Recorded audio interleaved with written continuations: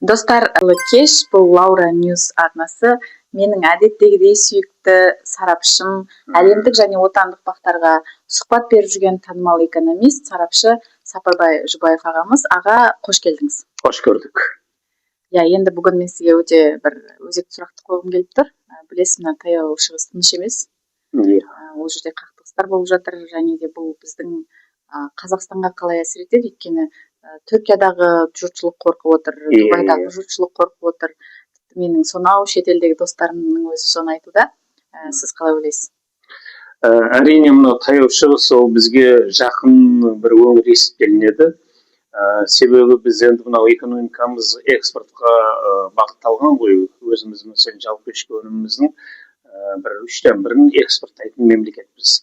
Ал сол экспорттайтын мемлекеттерде біз мына бидай экспорттаймыз, мұнай экспорттаймыз, өсімдік майы, ет деген қазір сонда кеңейтуге әрекет жасап жатырмыз. Дамыған мемлекеттердің бұл үрдісі. Соған бізге нарық керек. Қайсы мемлекеттер. Осы таяу шығыс бізге ең бір ыңғайлы, өте бай мемлекеттер, инвестиция салатын мемлекеттер еді. Естеріңізде болса, жаңа Катар, Дубай, Бахрейн, Кувейттің бізге әмірлері Қазақстанның біраз өңдеуші салаларына, банк жүйесіне, басқа ауыл шаруашылығына инвестиция саламыз деп жүрген мемлекеттер еді. Осылардың қазіргі күнде енді келеңсіз сол қақтығыстар болып жатыр.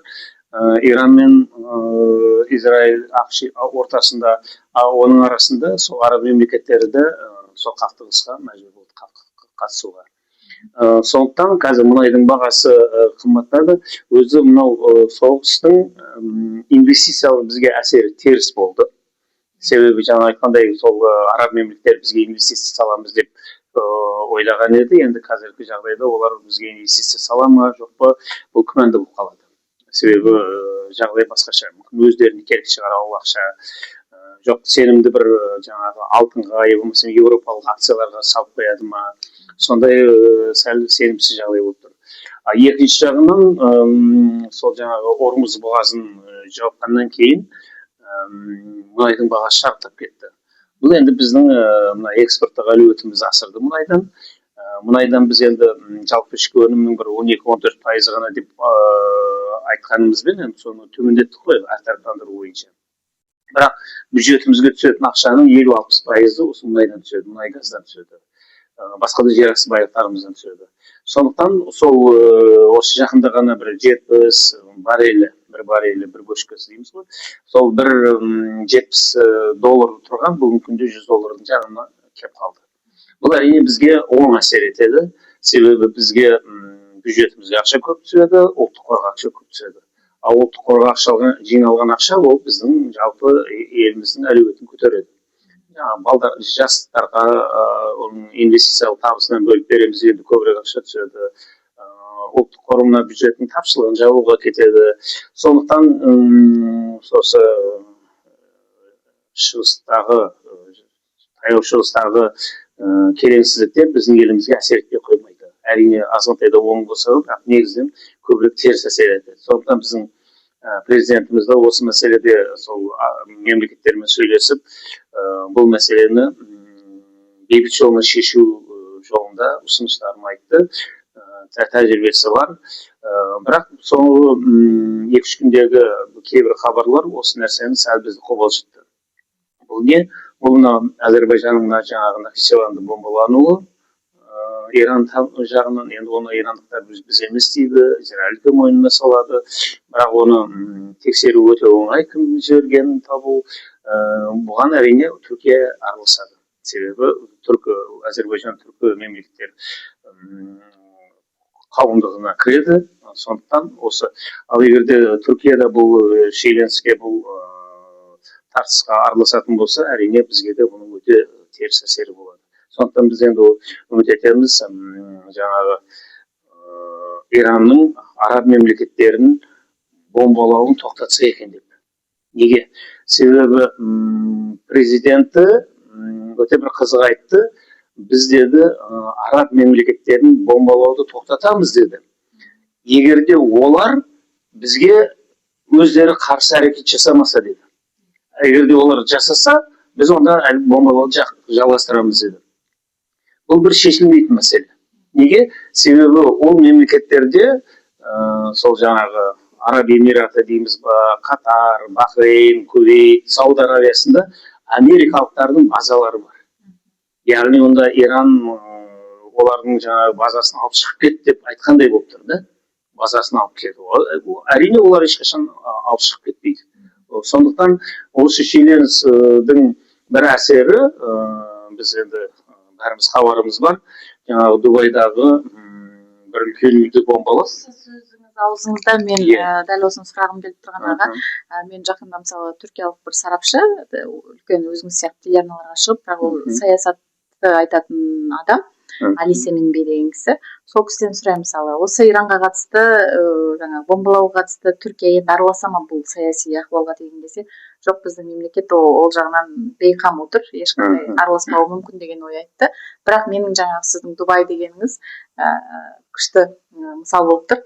Дубайдағы дәл біздің бұрынғы экс-шенеуніктер дейміз ба, елдің парасын жеген, ақшасын жеген адамдар дейміз ба, енді дәлелсіз сөйлемеймін, оны сот шешеді сіздің сөзіңізбен, десе де енді Дубайдан үй алу оңай емес, білесіз. Миллиондаған доллар керек. Енді білесіз енді кімнің үйлері бар екен, сізде менде барлығы біледі оны. Жасыратын ештеңесі жоқ.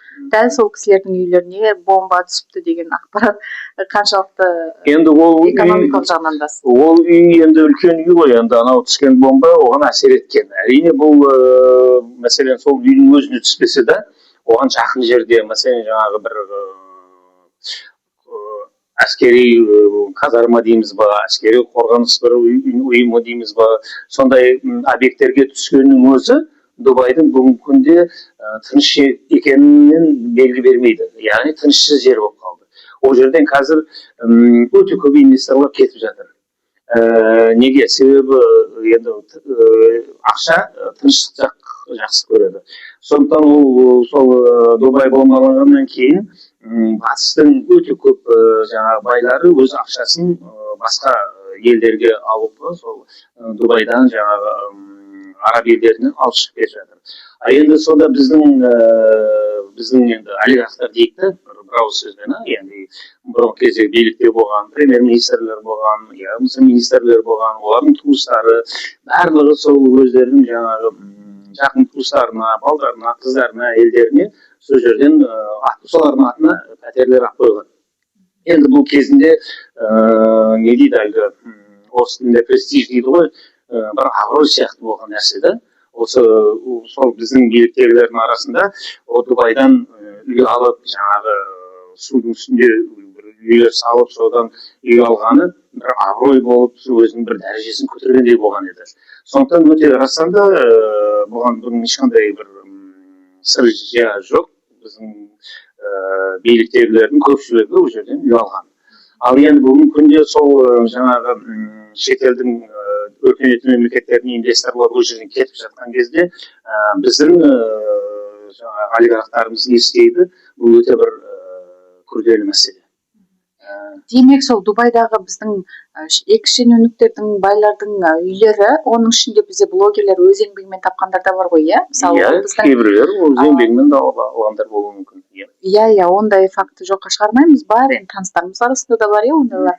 Бұл, мысалы, Дубайдағы байлардың болуы біздің елімізге экономикалық бір пайдасы бар ма? Бізге пайдасы жоқ. Бұны былай деп айтылады, бұл біздегі байлықты шетке алып шығу деген ұғым. Неге олар, мәселен, сол үйді Астанадан дейміз ба, Алматыдан, өзінің сол туған жері, ауылдарынан үлкен үйлер салып, завод салып, фабрикалар салып, жұмыс орнын ашпастан, сол ақшаны шетелге шығарады. Себебі, менің пікірімше, енді өзім жеке басым пікірім, ол біздің елдегі халықтың көзқарасынан қорқады. Яғни халық біледі ғой оны, қай жақтан ақша алғанын. Мәселен, жаңағы сол пәтерге бір 10 миллион, 5 миллиондық ақша, бұл 2,5 миллиард доллар теңге деген сөз. Оны ешқандай бізде айлықтан жалақымен ондай ақша аламайсың. Енді жаңағы сен айтқан блогерлерің, олар мәселен Турциядан үй алса, олар 50 мың, 100 мың доллар алады. Ол Қазақстанның қолынан келеді. Ал енді жаңағы миллион долларға ақша алу бұл Қазақстанның бүгінгі күндегі айлығына тура келмейді. Олар әрине қандай да бір жемқорлықпен не болмаса басқа бір жолмен осы ақшаны тапқан. Мен мысалы аға өзіңіздің де сөзіңіз аузыңызда блогер иә Еркін деген баланы көремін, блогер, инвестиция, дивиденді өзіңіз сияқты экономикалық тақырыпта курстар сатады. 265 миллион теңгеге блогердің үй алуы, қаншалықты өз еңбегімен алуы. Енді ол анық нәрсе өз еңбегімен алғаны, өйткені өзі рилстарында шығып айтады. Бірақ біз енді қазақтар жемқорлар, Дубайда үй бар болса жемқор, Түркияда үй бар болса жемқор деп ойлай береміз ғой. Бірақ осындай адамдардың санаты қаншалықты болуы мүмкін сіздің экономикалық пайымыңыз бойынша? Енді бұл бір мен бекерге бұны күрделі деп айтып жатқан жоқпын. Мәселен, жаңағы бір біздегі 2-3 үй пәтерін сатып, Түркиядан, Анталиядан болсын, Албаниядан болсын, бір 100 мың, 150 мың долларға үй алса, бұл түсінікті мәселе болады. Ал енді бірақ 15-20 миллион долларға, қараңыз, 100 мың доллар қай жерде жатыр да, 15 миллион. Теңгемен былай дейміз. Мәселен, 100 мың долларды біз 150 дейік, 150 долларды 30 миллион теңге деп айтсақ болады. Сол 30 миллион теңгемен қазір Қазақстанда үй алу қалыпты жағдай. 30 миллион, 50 миллион теңгеге дейін де үй алып жатыр. Ипотекалық етіп жатыр. Сол үйлердің екшеуін егерде жинап, ағайын туғандарымен жинап, жаңағы баласы, қызы, әйелі бар үйлерін егерде жинап, соны сатып, жаңағы 200 мың долларлық ақша тауып, сол Түркиядан емесім жаңағы Арабстаннан үй алса, бұл түсінікті. Бірақ енді 15 миллионға, 10 миллионға, мәселен, вилла сатып алса, мынау Францияның ішінде, Италияда, Испанияда деп етеміз ғой. Енді оларға әрине қазақстандықтар күмәнмен қарайды. Бұл яғни үлкен жаңағы бір шенеунік болған кезінде премьер-министр болды дей ма, әкім болды ма, министр болды ма, министр орынбасары болды ма, әкім орынбасары болды ма, әйтеуір эквазидің мемлекеттік кәсіпорынның бастығы болды ма, депутат болды ма, ол өзінің амалын, өзінің сол тұрған жайын пайдаланып, қандай да ақша тауып, сол жаңағы әйеліне, баласына, қызына, құдаларына үй алған болуы мүмкін. Бұл енді қазақстандықтардың жалпы ойы осындай. Енді сондықтан содан осылар осы егерде дәл сол ақшаны бір Қазақстанның ішіне қоятын болса, оларда қорқыныш бар да. Қазақстанда ертең біріншіден олар өзінің сол жаңағы жемқорлық жолынан алғанын біледі. Қазақстандықтар да біледі, өздері де біледі.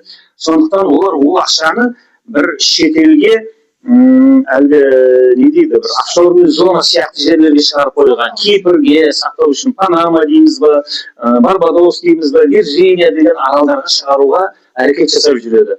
Бірақ соңғы кезде, мәселен, Сингапур деген болды, естерінде бар, Масимовтың ақшасы табылды, басқалардың ақшасы табылды Сингапурден. Қазір соның Дубай болып орналасты да. Мен жаңа айттым ғой, біздегі биліктегілер сол Дубайдан үй алу бір өздері үшін абырой болып қалды да. Кім ақшасын жинаған болса, өзіміздің елімізге, өзінің отанына сенбестен, сол бір әлгі шетелге ақша шығару дейді. Бұл дұрыс емес. Бұл халықтың көңіліне шықпайтын нәрсе. Егер де ол сол ақшаны тапты, мейлі, енді кейбір кездерде біз әлгі 2 рет легализация жасадық қой. Мүмкін бір заңның дұрыс емес кезінде, заңның әлі анық емес кезінде бір ақша тауып қойған болса, оны біз 2 рет легализация жасадық та, енді айттық тимейміз енді. Сен сол ақшаңды біздің экономикаға сал, бізге инвестицияға сал, біздің бағалы қағазымызға сал, біздегі биржаларымыз неғып дамымай жатыр. Себебі өте үлкен ақшалар шетелге кетіп жатыр. Олар шетелдің экономикасына жұмыс істейді. Мәселен, сол Дубайға ақша салынған адам, ол Дубайдың экономикасы үшін, Дубайдағы жаңағы жұмысшыларға жалақы төленеді. Мәселен, сол үйді сатып алған екен. Соны біз, мен ойлаймын, бұл осы шетелден шығарған, бұл енді дұрыс емес. Бұны біз сынауымыз керек, бұны ашық айтуымыз керек, қайтаға сол ақшалар өзіміздің елімізге қайтып келуіне жағдай жаратуымыз керек. Иә, сөзіңіз аузыңызда, тағы да халықтың білу үшін бір сұрақ қояйыншы. Осы сіз жаңа ақшаны елде сақтаған дұрыс деп айтып отырсыз ғой, керек ол. Иә. Бірақ қараңыз, мысалы, жемқорлар алады да жаңағы Вирджиния аралдарына шығарады, анда шығарады, мұнда шығарады. бірақ менің ойымша шет елде ақша сақтағанша қанша жемқор болсаң да ақшаны осы жақта сақтаған қауіпсізірек емес па? Қауіпсізірек. Қауіптірек. Неге? Қазір түсіндіремін. Неге? Себебі бүгін ол мәселен әкімнің орынбасары. Ол жаңағы пәленбай ақшаны жинады. Егер де шетелдегі сол жаңағы Кипрге, Дубайға ақша салып қойса, ол елдерде сот жүйесі, прокуратура жүйесі, құқықтық жүйе сақталады. Францияда, Ағылшын, Англия, Ұлыбританияларда адамның жеке мүлкі бұл ешқандай тартып алынатын ондай нәрсе жоқ. Олар сенімді. Ежелде келе жатқан олардың заңы сондай. Ал енді бізде жаңағы әкімні ертең біздің бір бастыққа, одан жоғары бастыққа ұнамай қалса, оның арқасынан жаңағы тексеру жүргізіп, оны соттап жоқ қылып жіберуі мүмкін. Сөйтіп өзіміздегі сот жүйесіне сенім жоқ. Себебі біз білеміз, біздегі сот жүйесі, мынада құқық қорғау органдары, полиция, кім үшін істейді? Биліктегілер үшін істейді. Бүгін билік ауысып қалса, мәселен жаңағы әкімнің облыстың бастығы өзгеріп қалды. Ал оның орынбасары оған ұнамайды. Ол жаңағы алдыңыз тапқан ақшасын бәрін жаңағы қайтарып бересің, болмасам сен сотталасың деуі де мүмкін. Осындай нәрселер бізде енді ол әліге дейін жалғасатынын біз білеміз. Ондайды енді ойлаймыз, енді осындайға ашық айтыла бергеннен кейін мүмкін бір тәртіпке келетін шығармыз деп ойлаймыз. Енді осы мүлік демекші, ақша демекші, өзімнің оқыған Стамбулда, мысалы Түркияда, мынандай заң бар екен бізде, Қазақстанда все, что нажитое до брака, это твое. То есть некеге дейінгі барлық, мысалы мен қыз бала күйеуге шықпай тұрып қандай мүлік алсам, бәрі өзімдік болады заң бойынша біздің елде. Ал мысалы Түркияда мен күйеуге шықпай тұрып бір үй алатын болсам, ол жігітте де бірнеше үй бар болатын болса, екеуміз үйленгеннен кейін біздің мүлкіміз ортақ болып ортасынан бөлінеді екен. Осы туралы не дейсіз? Енді мен мынау сұрауыңды түсіндім. Бұл дүние жүзіндегі тәжірибе өте қиын нәрсе. Себебі бірақ мен қазір сәл бір нәрсені анық айтпадым. Үйленгенге дейінгі алынған үйлер әрқайсының өзінікі болып қалады. Бізде де сондай. Түркияда да олай емес па? Түркияда да сондай. Түркияда мен естуімше жақында ғана естідім. Егер мен мысалы күйеуге шыққанға дейін үй сатып алсам, мысалы сол жақта жұмыс істеп, мына жақта жұмыс істеп, ақшамды жинап сатып алам, мына жігітте де бірнеше үй болады. Үйленгеннен кейін ол екеумізді көп саналып ортасынан бөлінеді деп естідім. Жоқ. Себебі сенің дүниең, егер де сен енді ажырасып кететін жағдайын айтып отырсың ғой, егер де ажырасқаннан кейін оның үйленгенге дейінгі нәрселері оныкі, сенікі болады да, ал одан кейінгі алынған нәрселері екеуміздікі орта болады. Сонда мен барып бір жігіттің үйіне кіріп сол үйінде тұратын болсам, сонда мен бездомный боламын да, ол оның үйі болып саналады ма? Ол дүние жүзіндегі заң сондай. Сен енді киноларда көрсетіп жатады ғой, не дейді әлгі брачный договорды қазақша не дейміз, некелік шарттар, келісім шарт болады. Сол кезде басқаша бір жазылмаса, дүние алтында қандай болса сондай болады. Бұл бізде де сондай өте көп оқиғалар болып жатыр. Ал аға, енді Түркияда жүрген бойжеткендерімізге бір кеңес бере кетейік, енді нағыз қазақтың қызы, нағыз қазақтың жігітіне тисін деген ешқандай заңдылығы жоқ, әркім өзінің таңдауын өзі жасайды. Десе де қазақтың қыздарына жүрген, Түркияда оқып жүрген өте көп қара көз қыздарымыз бар. Мысалы, олардың түгі жоқ дейді, қыздың ештеңесі жоқ. Дәл осы уақытта бір түріктің жігітіне күйеуге шығады, сонда ол күйеуге шығып заңды әйел болғаннан кейін, балалар болғаннан кейін ол үй ортасынан бөлінбей ма?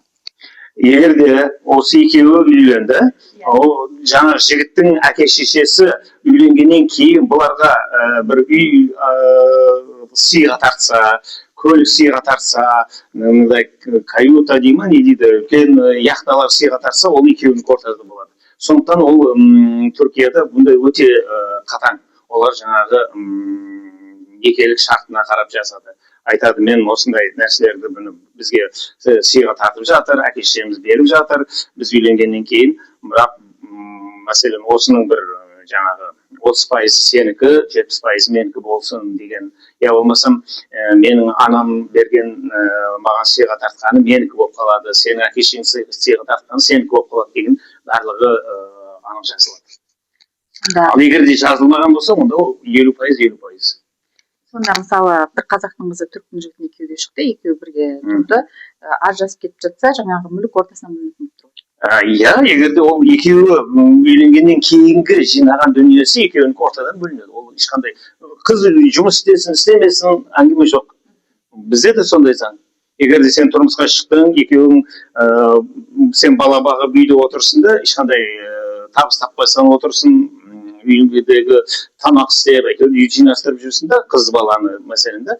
Ал жігіт өте үлкен ақша тапты, өте үлкен миллиондап ақша тапты да, ертең мен мына көлікті мен ақшама алдым, үйді мен ақшама алдым дей алмайды, екеуінің ортадан. Яғни сен некедегі заңда әйел болғаннан солай болып тұр ғой. Ал мен мына нәрсені сұрағым келеді.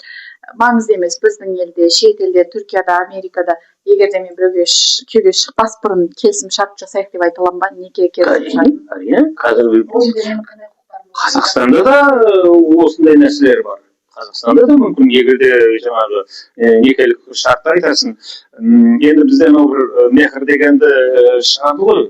Мен егер де тұрмысқа шықсам, маған көлік әпересің, анау әпересің деген. Енді меніңше ол жаңағы мұсылманшылықты бір түсінбейтін адамдардың әрекеті шығар. Ал негізінен егер де сен махаббатпен өзің түсетін болсаң, сенің жігітің әрине айтады. Біздің тапқан дүниеміздің барлығы, сатып алған дүниеміздің барлығы, бізге сыйға тартқан нәрсенің барлығы екеуміз ортадан дейді. Ертең бала болатын болса, 3-ке бөлінеді, екінші бала болатын болса, 4-ке бөлінеді. Сондай нәрсе. Иә, ол заңда, сондай, ол құқықтық нормада. Азаматтық кодексте барлығы анық жазылған. Ой, онда керемет екен ғой, қыз болып туғанымыздың бір плюсы осы ғой.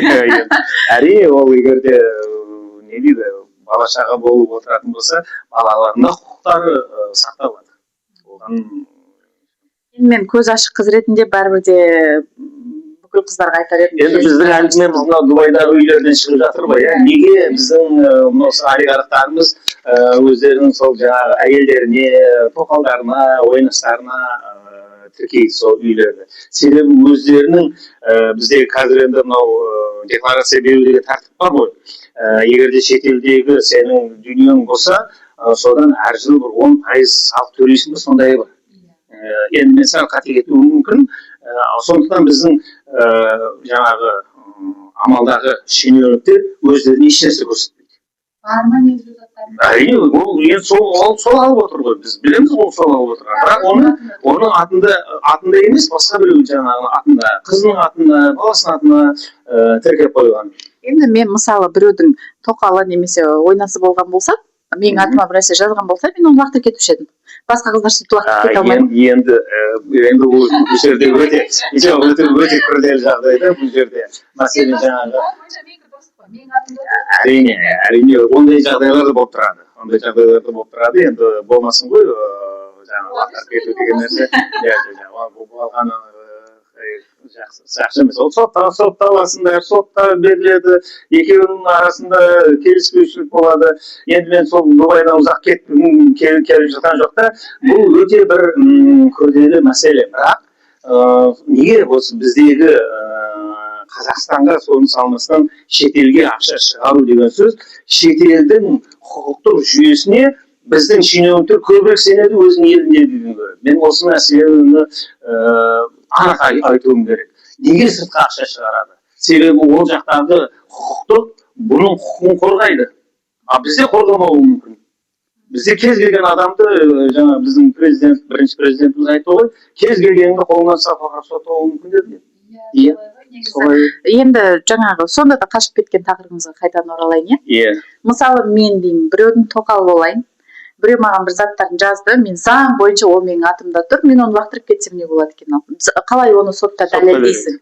Сотта қалай дәлелдейсің менің атымда тұр? Сен онда дәлелдеу керексің ғой ол ақшаның қайдан шыққанын. Бәрекелді. Ол айтады, мен бұрын жаңағы Қазақстанда осындай үйім болған, әйелімде үйім болған, баламда үйім болған. Ал енді мынау қызға өте сұлу болып мен сендім, сондықтан оның атына бәрін жаздым.